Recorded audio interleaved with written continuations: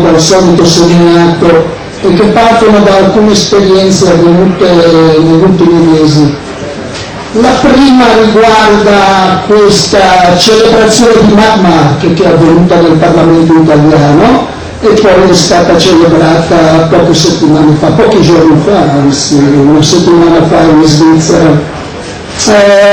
In quel periodo ero un giovanetto e lavoravo in Svizzera nei cantieri, praticamente diciamo ero un testimone diretto di una sciagura che colpì in quel tempo l'emigrazione italiana, ma non solo l'emigrazione italiana, e che è legata, e di questo non se ne parla, a una precedente tragedia avvenuta solo 2 anni prima, che fu la tragedia del Vajont. Allora, stranamente, io lo vorrei dire, ecco, così, per uno scherzo del destino, per una volta gli emigrati furono fortunati. Migliaia di cittadini di Erto, di Casso, di Longarone si trovarono in quel momento all'estero e non furono travolti da quella disastrosa valanga che aprì le porte dell'inferno di quella vallata e distrusse di fatto il villaggio di Longarone, e dando colpi incredibili, decisivi anche a 2 piccoli villaggi che erano però a fianco della diga, Erto e Casso. Io mi trovavo in quel periodo in baracca come tutti, perché i lavoratori del genio civile, quelli che costruiscono strade, ponti, gallerie, eccetera, lavorano tutti nelle baracche, lavorano e vivono nelle baracche, anche gli ingegneri. È la storia dei costruttori edili nel mondo. Questa retorica dalle baracche che è riservata solo agli emigrati è una retorica sbagliata, oltretutto anche priva del rispetto del sacrificio e della cultura del lavoro. Io mi trovavo in quel periodo a Domattens, nel Grigioni, e ero con la CSC, e questa impresa era uno dei consorzi addetti alla costruzione di questa grande diga di Mammara. Era un mercoledì, me lo ricordo come oggi, era un mercoledì e si tenevano quelle che allora si chiamavano le Coppe dei Campioni, sono le Champions League, una competizione sportiva serale di un mercoledì sera qualunque. E noi eravamo riuniti tutti assieme e fra essi, fra i lavoratori, c'erano 2 giovanetti di Longarone. Noi sentimmo alla mattina un urlo terrificante, aveva ricevuto la notizia.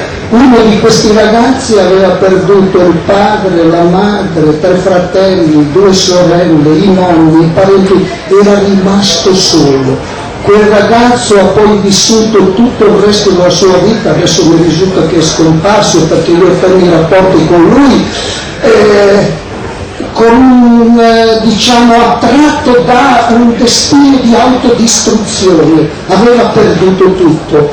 Dico questo perché in quel periodo non ci furono i drammi dell'emigrazione, ci furono i drammi del lavoro. I drammi del lavoro a Vajont come a Magma, era la stessa identica cosa di una categoria di lavoratori che non aveva diritti, che veniva sfruttata, che lavorava in condizioni spesso disperate e di cui oltretutto per quelle, anche per quelle tragedie, per non ricordare Marcinelle, si prende una buona lezione e migliorare un po' le condizioni di lavoro per tutti.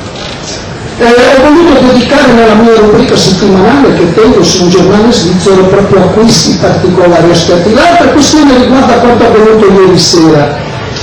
Sono stato con altri colleghi a una celebrazione di Matera. C'era il sindaco di quella città, a Zurigo. Non ho mai visto la Casa d'Italia così affollata e così commossa. Questo giovane avvocato di 80 anni, ho detto bene, nato nel 1935, che ha parlato quasi 2 ore, illustrando Matera come nessun poeta riesce mai a fare, una cosa straordinaria.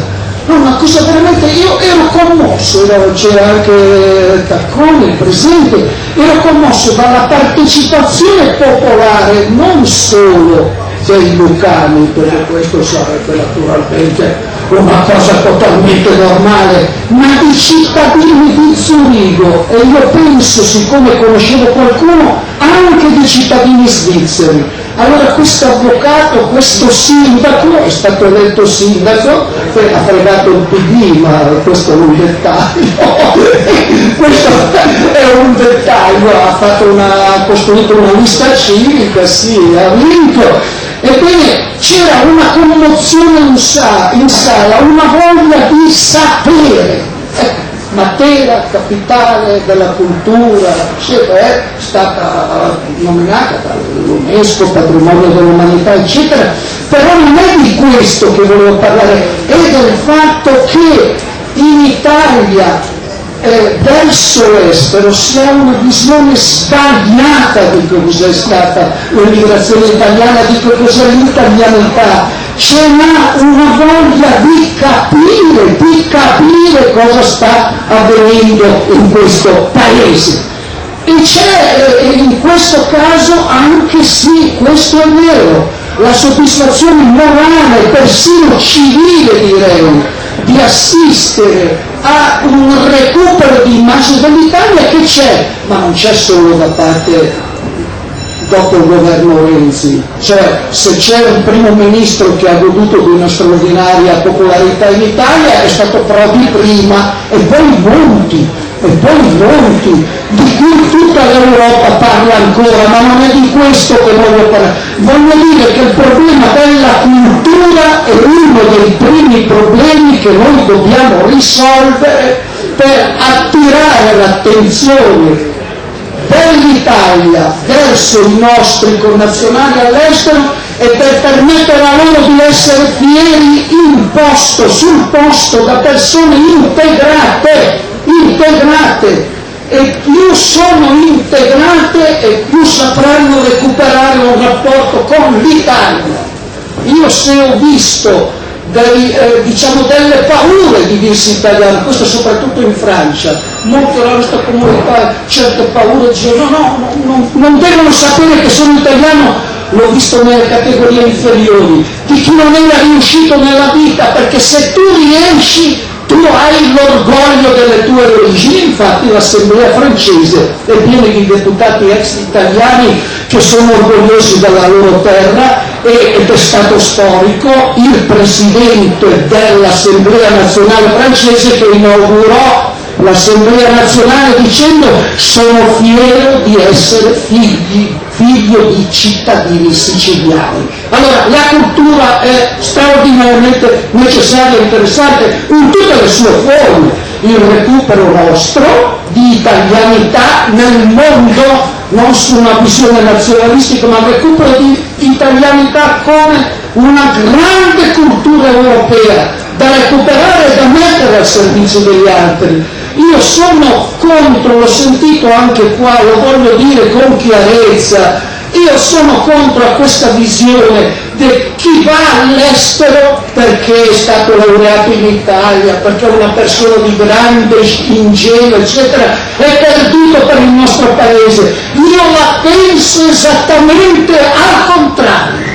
Secondo me tutta l'intellettualità, il genio italiano che va all'estero serve per il futuro, perché se sono in America, se sono in Inghilterra, se sono in Germania, ovunque, sapranno che lì svolgono un grande lavoro e daranno storia, merito a questo nostro paese che ha saputo portare nel mondo la cultura e l'ingegno italiani e non il contrario. Io sono di questa opinione e di questa considerazione.